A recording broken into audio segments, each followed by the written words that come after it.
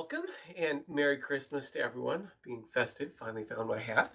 Um, Today we're going to be talking about Agile Principle number 7, working software being the primary measure of progress. And yes, I recently redid my network last night, so hopefully everything will bear with us.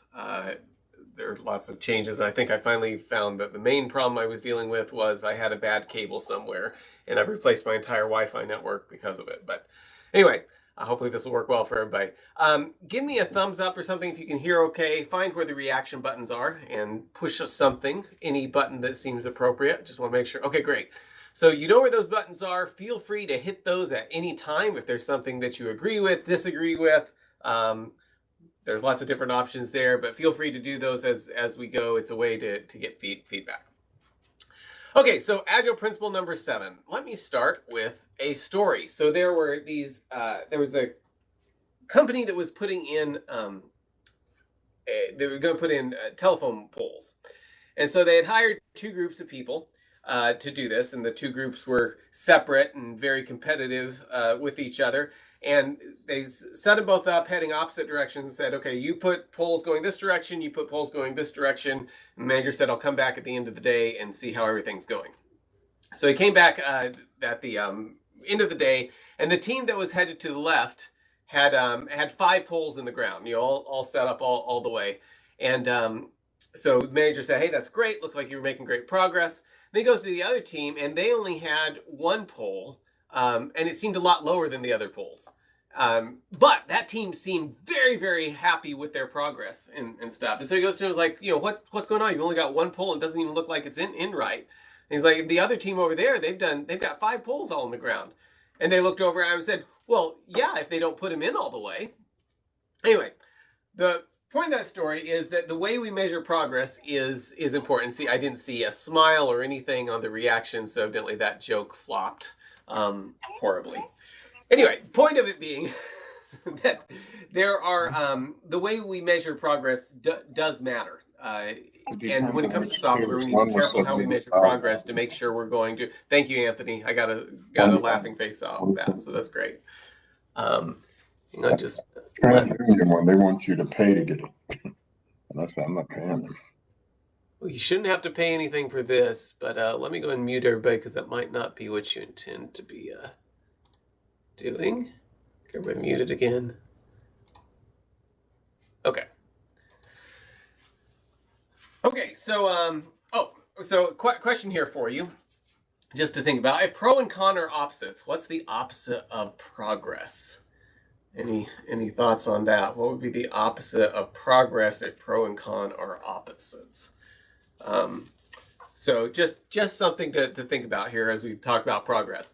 So here's a question for you, or a cartoon.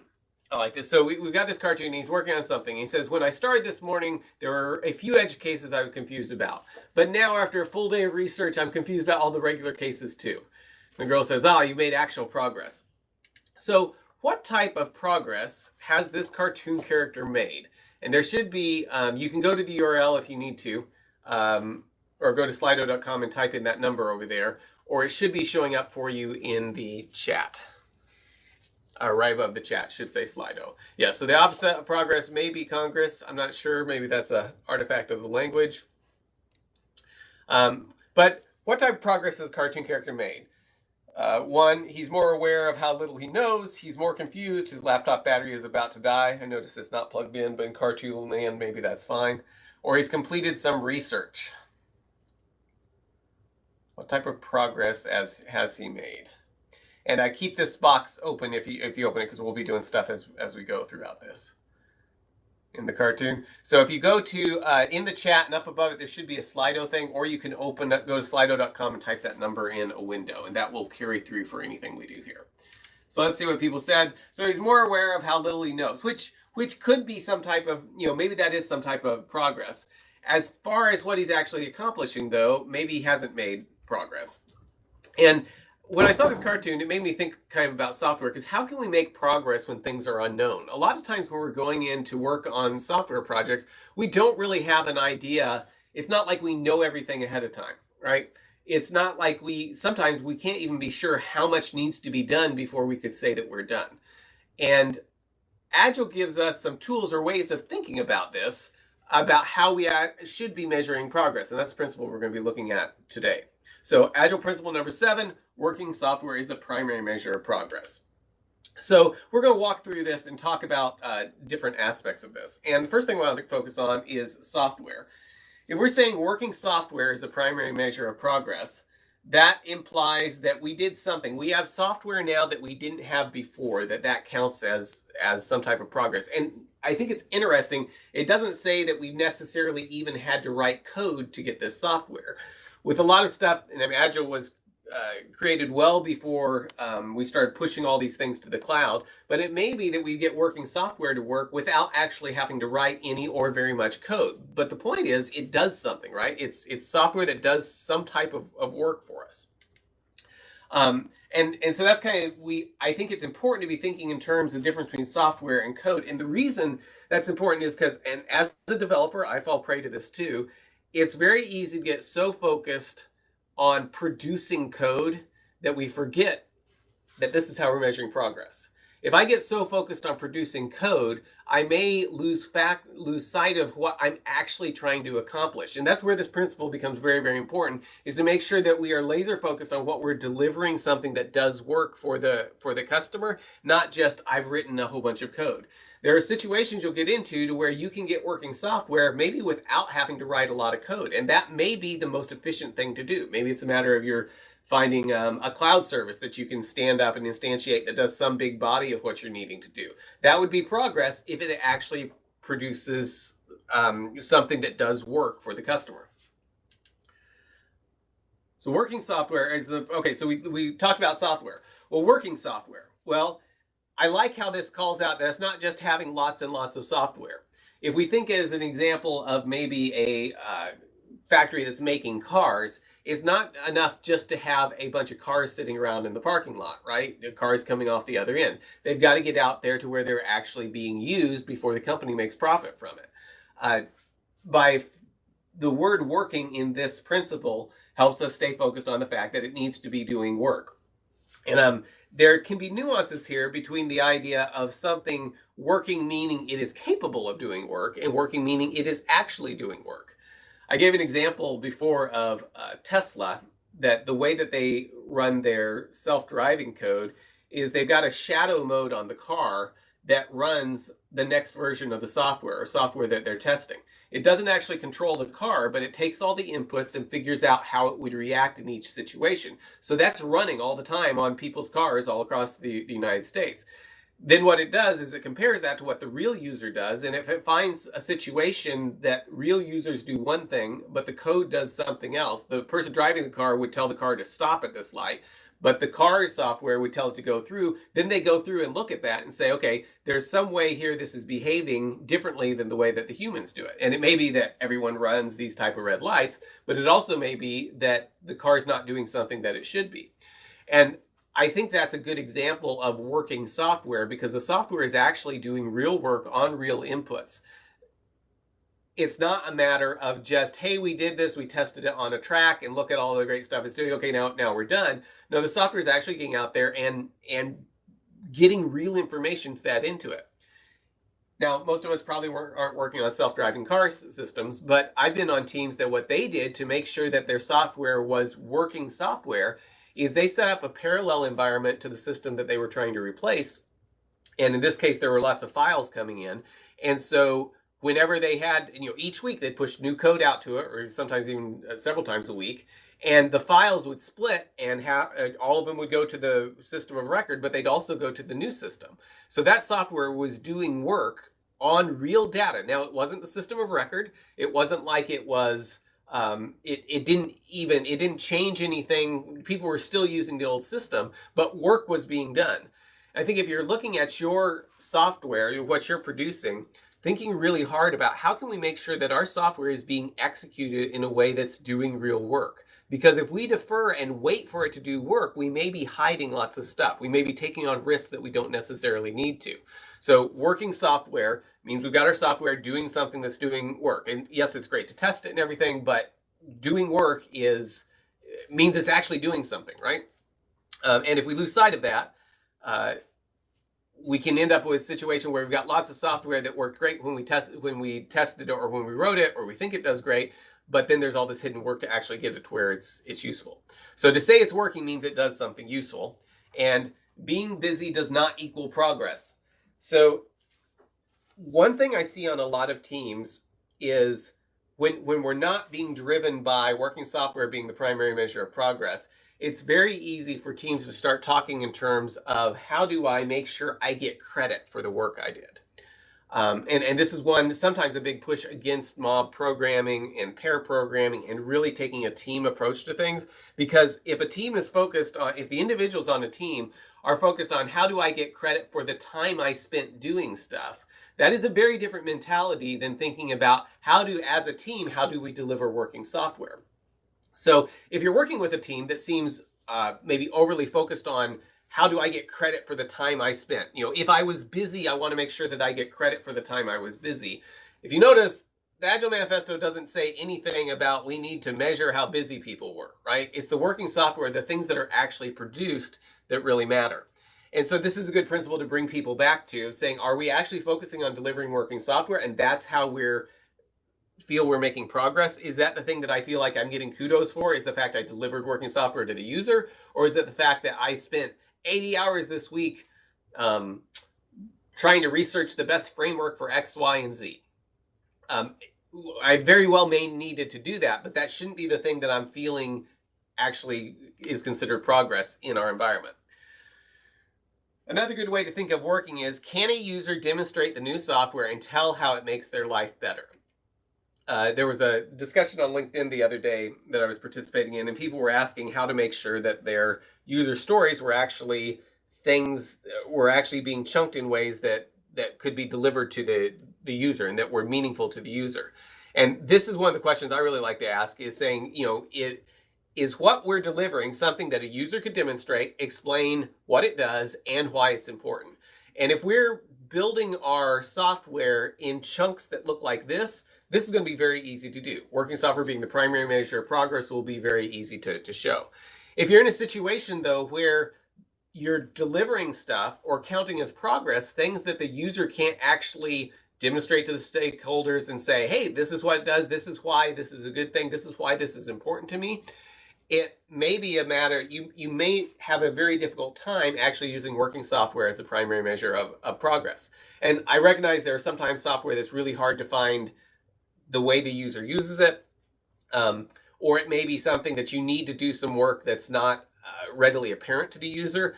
But in almost every situation when I've been coaching with teams and they're saying, oh yeah, this is something the user won't understand, usually it's not an issue.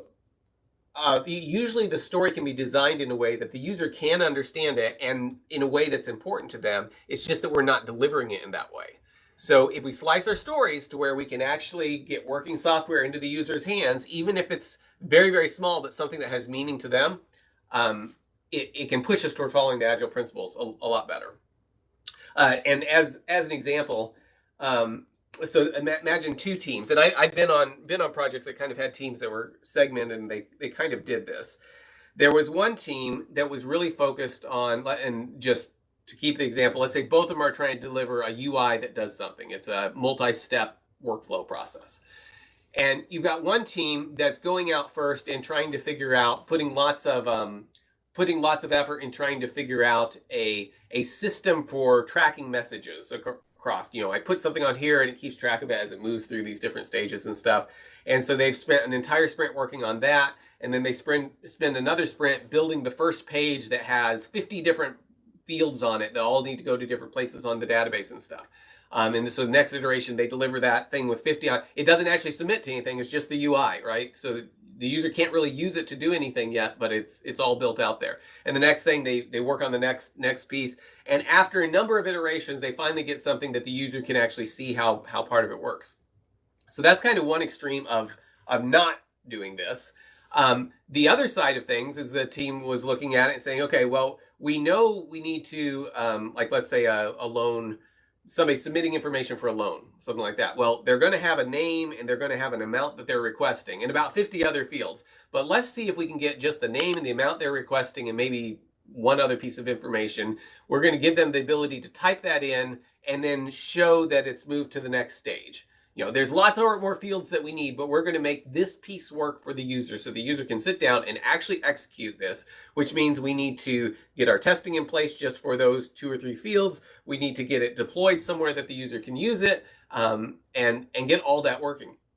And that type of approach, where you're driven by here's how we're going to demonstrate this to the user, something they can actually do, lets you follow this principle of working software being the primary measure of progress. You can show you did something, right?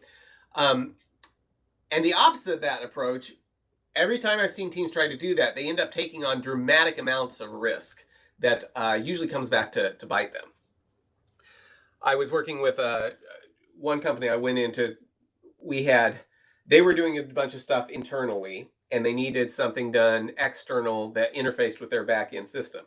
So we came in, and my company does software engineering in addition to Agile coaching and training, we also do some software engineering projects. So we built this external piece that interfaced with the public to talk to their back-end system. And while we were building it, they were trying to launch a new back-end system. And so I was talking to one of the chief executive officers there, and I said, well, this is great. It sounds like what you're building is going to be very, very powerful and everything. How much of it is live? And he said, none of it's live. He said, as a matter of fact, our CEO hates software projects because we always spend millions of dollars and don't have anything to show for it.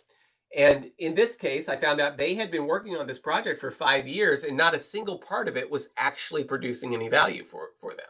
Well, that's not following this principle, right? If we're following this principle that working software is the primary measure of progress, we're going to try to find ways to get pieces of it working and then build the system up. And in this case, we were able to deliver the front end for it, and they were very happy with that because in a few months they had something that people were actually using, whereas the other they'd spent 5 years and no one was able to use it yet. And they eventually got parts of it running. But anyway, working software is the primary measure of progress. I think this is interesting because this implies that we are measuring something. And this is a little bit of a rabbit trail, but I want us to think about, why should we worry about how we measure stuff? Like, is it important how we measure stuff? Yeah, it says working software is the primary measure of progress, but does that matter? Does it matter how we actually choose to measure things? So I want to show you a video.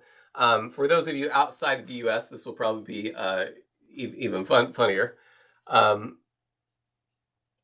But I want to show you this video, and then Tizzy, I'll check your question while the video is going.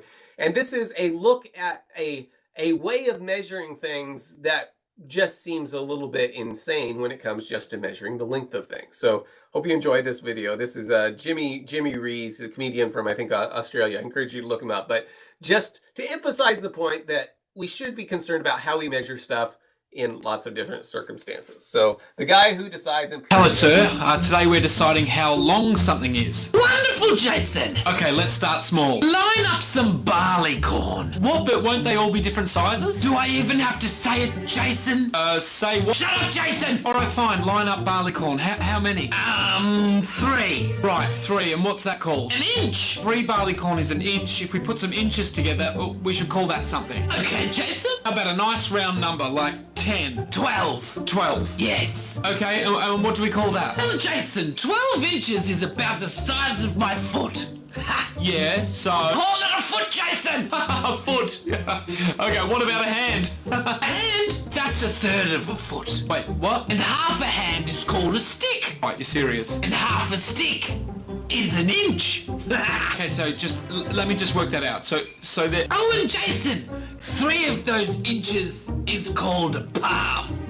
Well, this isn't confusing at all. Can we just go back to the foot? If we put some feet together, what do we get? A yard. So I put down 12 feet is a yard. No, Jason, why would you say that? Well, we had 12 inches in a foot, so I was just keeping with the 12 thing. Jason, what experience do you have creating measurement units? About the same as you, sir. None. Then there will be 3 feet in the yard. Fine, what's next? A mile. Right, and how many yards in a mile? 1,000. Oh, that's a nice round number. 750. No, wait. 60. So 1,760 yards in a mile. Yes, Jason. And 1/8 of a mile is a furlong. An eighth? Oh, sir, can we just divide something by 10 or 100 just to make it a little simpler? Okay, smarty pants. We'll divide a furlong by 10. Oh, you're listening to me? Oh, okay. And what's that called? A Gunther's chain. That's weird, but whatever. What's next? A fathom. Okay, and we divide the chain by 10 to get a fathom? Yes. Great! Actually, no. What? 11.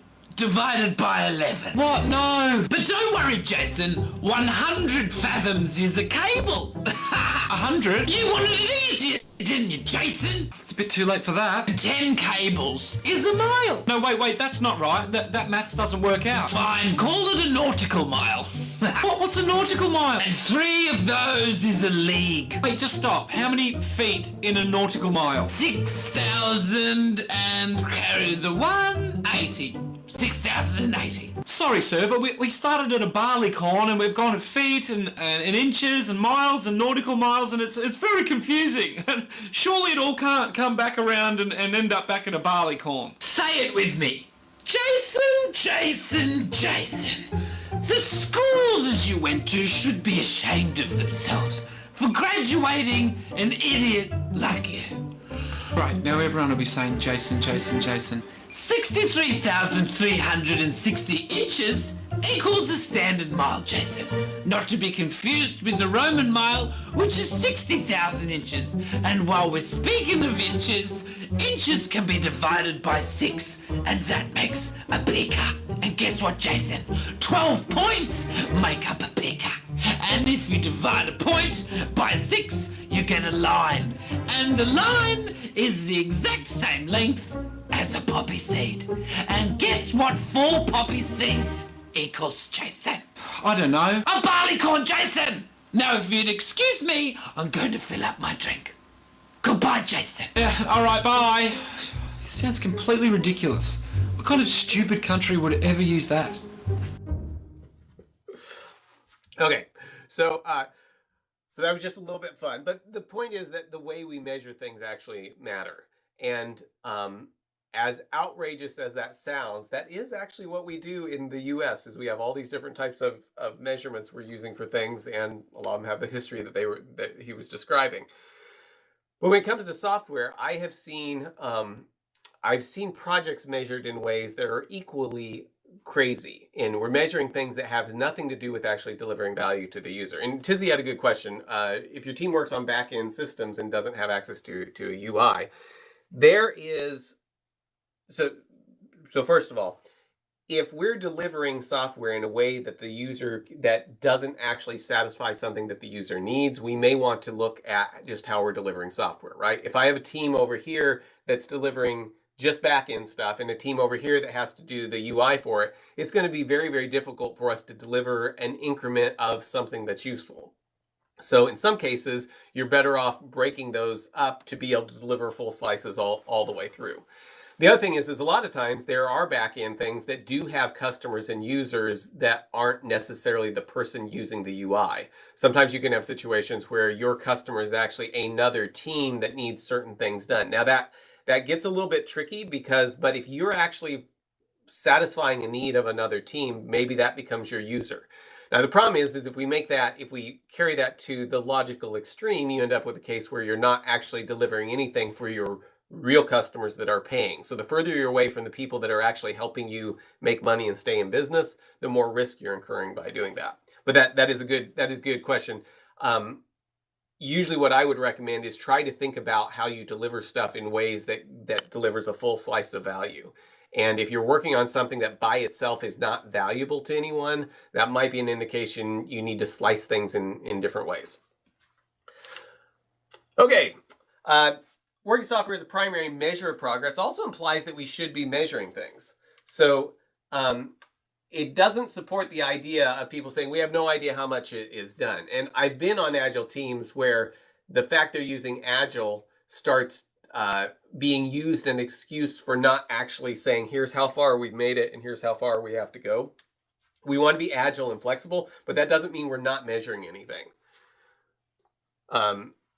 If we're if people are using Agile to say, oh, we don't need to worry about how much is done, we just keep on doing stuff, and there's no reason to actually measure or hold ourselves accountable for what we're getting done, bring it back to this principle, because this implies that we are actually measuring something. Working software is the primary measure of progress. Okay, so here's another cartoon in thinking in terms of progress. So XKCD again, and he's asking, can you pass the salt? And he waits a while, and then he finally starts to repeat himself, and the person at the other end of the table says, I know, I'm developing a system to pass you arbitrary condiments. He says, it's been 20 minutes. He said, it'll save time in the long run.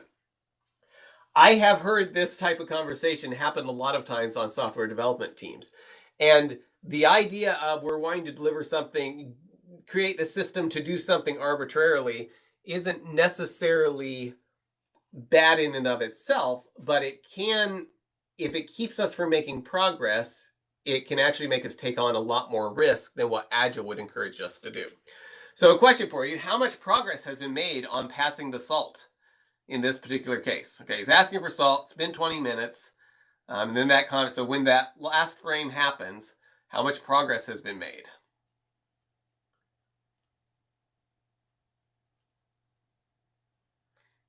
What do you think? And if you just joined, you can go to the Slido link over there, or slido.com, and type in the number. It also should show up next to the chat, so feel free to use either way. So let's see, and let's already say 0. He still can't salt his food, right? Now, 25%, they're probably underestimating the cost of the system, and 50% say they're almost through with the planning. Now, maybe that's, I hope we're kind of joking there, but I've seen this type of logic used in software teams where the customers ask for one thing, and the team's gone off, myself included sometime, and tried to come up with a way to solve all those types of problems. And we've spent several weeks on it, but we still haven't delivered anything. And we consider ourselves that we're halfway there, or 25% of the way there. The reality is, and what Agile is saying, no, don't count that as progress until you've actually delivered something. And if we keep to that and don't count it on progress till we've actually delivered something for them, it does a couple things. One, it forces us to deal with smaller bites of things. We're less likely to go out and just build a huge framework and hope it's going to work. We're more likely to have to say, okay, I know this framework is what we may want to build a framework that works like this, but what's the smallest piece of it we could possibly build to deliver this in this iteration? And then we'll grow from there. And we may eventually grow to the point that we've created this framework, but it's going to be guided by our need to deliver working software on a consistent basis. In the real world, you would have a way to manually pass the salt until the improved system is complete. Yes, that's a very good point. And a lot of teams I've worked with, just bringing up kind of the rule of 3, that the first time you encounter something, just find a way to do it. The second time you encounter it, you may want to be thinking about a generic way to deal with that. Take what you learned from the first one, though, but just go ahead and deliver it. And the third time you get to it, that's probably the point that you would actually have enough information to build something that, build a framework or a library or something like that. But if you do it ahead of that time, you're probably going to end up needing to redo it all anyway. So you might as well wait to that. That third point is the point that you've seen this 3 times, you probably know enough to invest in it, and you probably have an idea it's going to happen again, and it's worth investing in.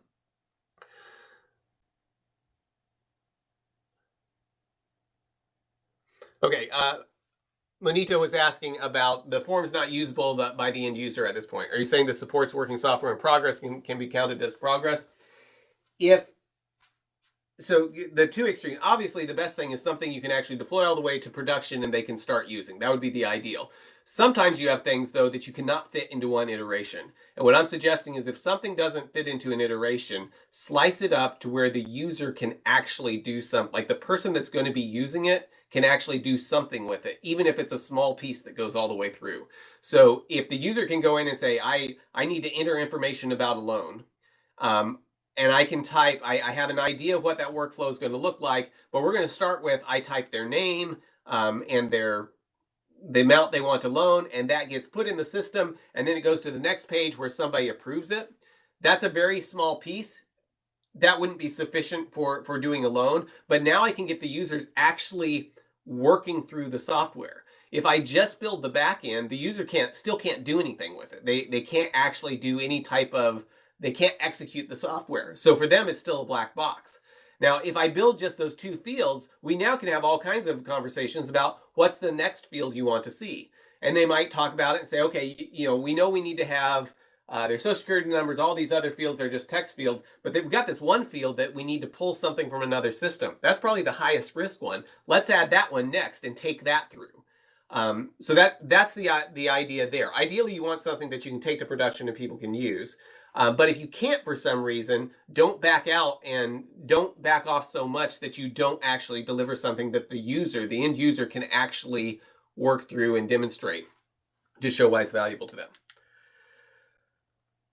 Working software is the primary measure of progress. That implies there may be other things that are measured. So it's not bad if there are other things measured, but we want to make sure that those other things never take the place of the primary way that we're measuring stuff. Okay, so working software, primary measure of progress. That covers me wanting to walk through the words in this. So we'll give something away here. We'll give away a copy of, just because I've got a lot of them, my productivity book. So this book right here, we will send your way to, we'll tell you what, we'll do the top 3 winners, get a copy of this book sent in the mail. If you're outside the United States, talk to me and we'll see if there's a way to get you one there. But if you're in the United States, I'll send it to you. If you're somewhere, some places, the cost of shipping is much greater than the value of the book. But okay, so get joined up. We'll do this and then we'll take any questions or anything people may have. Okay, so I'll give you just a few more seconds here. I'm going to check one thing. Well, okay, cool. Okay, 3 more seconds. 3, 2, 1. Okay, what does Agile say should be your team's primary measure of progress? Is it tickets completed, stories completed, working software, or iterations accepted? 2 seconds left. Yes, working software. Now, it's a little bit trick question here, because I think we should be able to, if the team's functioning well, the stories completed should represent working software. But the reason that it's not just the stories completed is the working software implies we've actually got it deployed, it's an environment where people can use it, and lots of other things that sometimes we don't actually include as part of our story. So that's why the Agile Principle number 7 focuses on working software instead of just saying stories completed. Okay, we've got Chris, Jarrett, Terrence, Richard, and Monita. Next question. What is probably the least valid evidence that software is working? Is it if the user's tried it and says it works, the developers are done coding, the team has tested it, or the automated tests have been run? Which is the least valid evidence that the software is working? And yes, I see we've got, so the one I was thinking of was the developers are done coding. Because I've seen lots of cases where the developers are done coding, but hasn't been tested, hasn't been deployed. Maybe even the automated tests haven't been run yet. So that's the one that I would say is the least valid evidence that the software is working. Maybe you work in environments that the user's trying it and say it works. You've had experience that isn't a good indication. But just because the developers are done coding, there's probably other work that needs to be done to get to the point that we can say that the software is working. Okay. Okay, we've got Chris, Eliza, Jack, Jennifer, and Terrence. According to Agile Principle number 7, should researching frameworks count as progress? Should we count researching frameworks as progress? Yes, because it takes time. Yes, because it needs to be done. Not until it produces software that can do some work. Or yes, because we have to pay people to do it. So yes, not until it produces software that can do some work. And what's the beauty of this, if you've worked on a team that really focuses on that working software is the primary measure of progress, you end up taking a very different approach to a lot of this research stuff. There's some things that you can deliver with the idea of you're punting on the research until you built a little bit more of it and have a better idea of what you need. You also end up doing often making investments in testing. And this is a really big thing with this principle. If I'm wanting to deliver working software, I need some way to be able to prove that it's working. That might be fine to have just manual tests happening, but in a lot of cases, if I'm really wanting to follow that principle and want to be able to say this is working, I may need to invest in automated tests. So this is one of the principles that indirectly pushes you toward investing in building tests as part of what you're delivering. So as far as researching frameworks, saying yes because it takes time, I would challenge you to think in terms of just because something takes time does not mean it should count as progress. And there are things that take time that are valuable that we don't want to count as progress lest they steer us in the wrong direction. And so even if it needs to be done, what really needs to be done is delivering the software. The fact it takes time, then we're going to deliver software based on it. That's great. But the proof that the research actually was valuable to us is our ability to deliver software from it. So that's where this principle, I think, is really powerful and we sometimes overlook, is that it forces us to count progress in a way that takes all this other work and helps channel it into the way that it's actually producing value rather than letting it take on a life of its own. It's easy for software teams to get so focused on doing research that they defer delivering something valuable because they're so focused on the research aspect of things. Now, the argument that you hear a lot of times in that is people saying, yes, but if we don't research this well, we'll deliver a bad result. And that is, I understand the concern of that. If we're actually following all the Agile principles and trying to be able to deliver small pieces through quickly, you end up building an infrastructure around it, particularly with your testing and just the way that you work together, that insulates you from a lot of that. So if we start with a framework saying, I know I can do this, this meets the needs we have today, instead of spending 6 weeks researching everything else we could do, we're going to work on delivering this, but we're going to preserve the option to switch this out later, not by building a bunch of stuff that we might not need, but by building really robust testing. So if later on we decide, hey, you know what, this backend thing that we're using, this backend framework doesn't meet our needs anymore, we can switch it out and have confidence it works because of the testing that we built around it. Okay, leaderboard, Chris, Eliza, Jennifer, Jack, and Daniel in the top spots. Principle number 7, should encourage teams to do what in their daily stand-ups? This one's going to be a little bit tricky. Should it make them talk faster, start tickets as soon as possible, swarm around finishing tickets on the right, or ask management not to attend? What should principle number 7 encourage teams to do in their daily stand-up?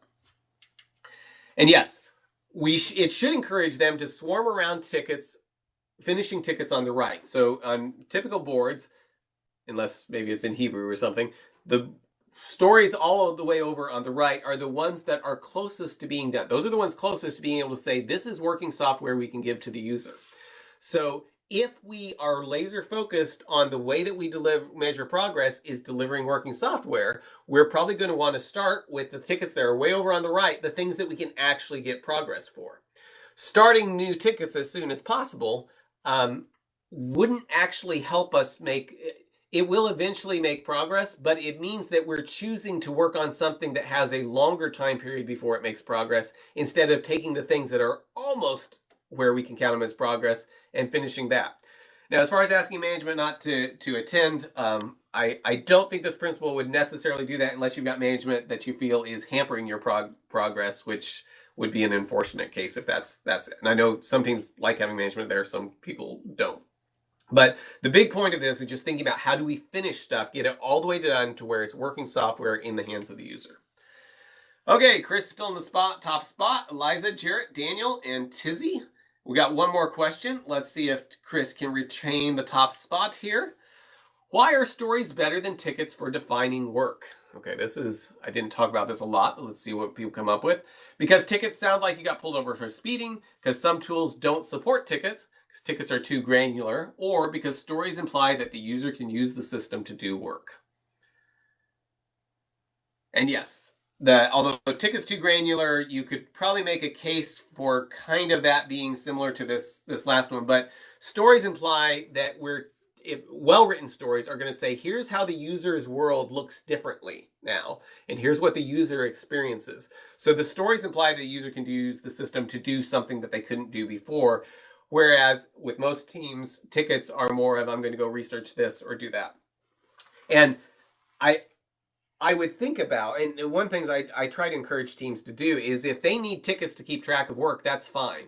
But don't count that in anywhere in terms of progress. Because if I start looking at my tickets in terms of progress, it pushes me away from the idea of working software being the primary measure of progress.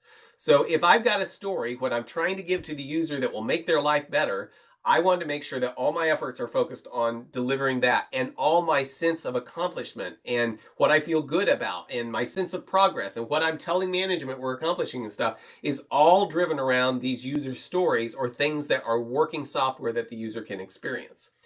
If I create 100 tickets to deliver one of these, that shouldn't matter. If that's a helpful way for me to for the team to keep track of stuff that we're working on, that's fine. Now, I find that when we start doing that, oftentimes it takes attention away from the ticket and people start feeling like they're accomplishing things because they had a task to go and do X, Y, and Z. An example of this, I was working with one team, a larger team, so they were divided up into several groups. One team one group was very, very focused on user stories. And matter of fact, they very rarely use tickets for anything just because they're like, we're not counting that as progress. Why would I keep track of this? I know I'm keeping you in suspense to see who won, right? So they were very, very focused on delivering tickets. There was another group that was very, very focused. They were very focused on delivering stories, so very focused on working software. The other group was very focused on delivering tickets. And what happened is they had tickets that were sometimes at the level of change this parameter on a server somewhere. I mean, it was literally something that was just going in and changing a parameter. But when it came time for demos, they were demoing that as progress, that we went in and changed this parameter on the server after 2 weeks of working on this. And it was very amazing to see how much difference there was in what was delivered just based on what the teams were focused on. And on one side, we had a bunch of tickets done and were being demoed independently. And the users, the stakeholders, the people that we were building the software for were like, why are they showing us this? We have no idea what it does. It doesn't mean anything to us. And it seems like something that should go pretty quickly. Whereas when teams were focused on actually delivering user stories, they were describing everything in the standpoint of what the user was able to do with it. And it made a very, very big difference on how much they got done. Because with the tickets, the work would usually expand because it didn't have that working software kind of constraining it down to what was actually needed to deliver value. Okay, so stories imply user can use the system to do work. So congratulations, Chris, Tizzy, and Kevin. Looks like you're in the top spots. And 1 second ahead of the next people there. So send me an email with your address and I will get a copy of this book sent to you. Productivity, Making the Difference. And this was, it's a bunch of things about how to, everything from how to sort your socks to optimal parking strategies. So all kinds of interesting things I hope you'll enjoy that I wrote here a while back. Okay, just to let you know, coming up next week, we'll probably just do a game day and give lots of stuff away. So that's probably going to be next week. Then we'll take a break and pick up after January. If there is anyone that you think this would be a great person to have on an Agile Lunch and Learn, please send me an email. Let me know who it is or a particular topic. I'd love to get that on the schedule for next year if I can reach out to them if they're willing to come. Also, to let you know, if your team is looking for Agile coaching or training or needs software engineering help, please don't hesitate to reach out. I would love to talk to you about things coming up in the next year. Many of you probably got the email about, the end of the year doing some training. I've met with several teams. We've had a great time doing some of those training things. So that's always an option in the coming year. Please reach out if that's of interest. And with that, does anyone have any questions about this? And by questions, it can also be disagreements. You can say, I think that answer was wrong or anything else. Hey, Mark, I have a question. Yes. Oh. So sometimes we'll have priorities in our board, and those priorities of those tickets will have varying degrees of complexity. So we might actually have that are not prioritized that might be considered low-hanging fruit. Is it worth working on the low-hanging fruit with the idea that you can get those things done quickly, and that adds to working software? Or So is it better to go with the priorities that product is aligning you with? you broke up a little bit, and I think what you're saying is you've got 5 or 6 things on the board. Some of them you can deliver very quickly, but some of them the customer is saying are higher priority. Is that the case? Yeah, not necessarily. I guess the customer through our product managers. Sure. Okay. So but it sounds like these stories are the ones they're saying are priority are a lot larger than the ones you're considering low hanging fruit, right? That's the scenario that I'm trying to Okay. deal with. Yes. So in that situation, what I would try to do is work with the customer to identify the parts of what they're saying are high priority to do those parts of those things first. In a lot of situations, they ask for X, Y, and Z, but when you really start talking to it, they just assumed that you had to do Z. You couldn't do X and Y without Z. And the part that they thought was really, really valuable is actually X. And when you tell them you can do X without doing Y and Z, they'd be happy to get that instead of waiting for the rest of it. So those types of conversations can sometimes take the highest priority, split it into different pieces, and then you've got the highest priority thing, which is also the thing you can deliver the fastest. So that's what I would try to, can't always do it, but I would try to make sure you're having conversations so in the places that could happen, it does happen. Okay. Thank you very much. But and also along those lines, what you don't want to be doing is delivering lots of stuff that the customer doesn't think is valuable, right? And that's where the collaboration becomes really important, is making sure you're working with them, because customer doesn't know how long things take, right? They don't know what's easy or what's hard or what's maybe even impossible, and the developers usually don't know how it's actually valuable to them. And too often there's a lot of waste that just occurs because there's not a conversation happening about, well, what piece of this is valuable to you, and figuring out how to deliver the smallest thing that has the highest value. That's a good question. Mark, can I go next? Yes. Okay, first of all, I'm dying over here because David's on one of my teams and I had no idea he was here. So I feel like my work is not done, but further to the right. Anyway, I just wanted to confirm, am I one of the people who gets one of these books? Yes. Okay, well, I'm good. All right. Okay. That's it. And Thanks. Teyaba, I see you were asking, how can I help my teams to swarm on stories? Most of the time I hear multiple people can't work on it. If you've got a couple things to think of, is make sure that your story actually includes everything that can happen.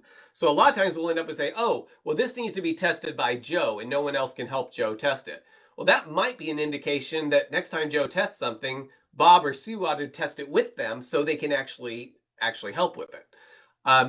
If your work is actually delivering user stories and not just individual tickets, there probably is the ability for people to work on things together. If you're just doing tickets, like I've seen some tickets that are so granular, it's like saying, go in here and type this in this field, and most of the work has actually happened in writing the ticket, then sometimes that's not the case.